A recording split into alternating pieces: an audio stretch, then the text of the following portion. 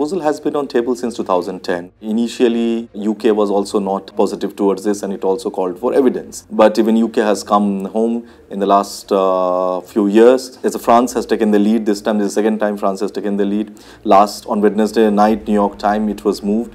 It will take 10 days before the Sanctions Committee take a call. India has given fresh evidence in this to these members of the UN Security Council, which is the permanent member as well as 10 non-permanent members. There are key members in non-permanent members, which includes 3 European countries, Germany, Poland and Belgium, besides Indonesia and Kuwait, which are Muslim majority countries, and therefore it is significant. This is the listing of Masood Azhar if it happens, if China is convinced by in any means that it also needs to take a draw red line and call a spade a spade.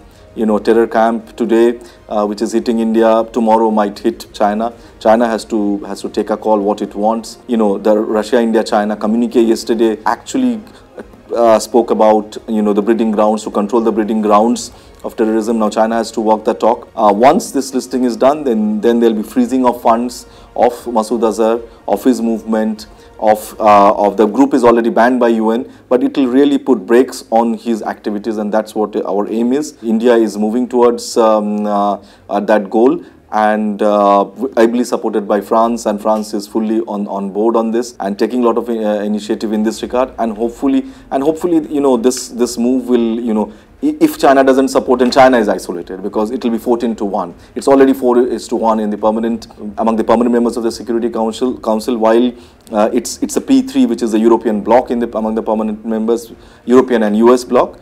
But Russia also supports the move to ban Masood Azhar, so it's P4-1. So if China doesn't support and P4 supports, and rest of the non-10 permanent members, current 10 non-permanent members of the Security Council supports, then China will be isolated. So it's up to China what it wants.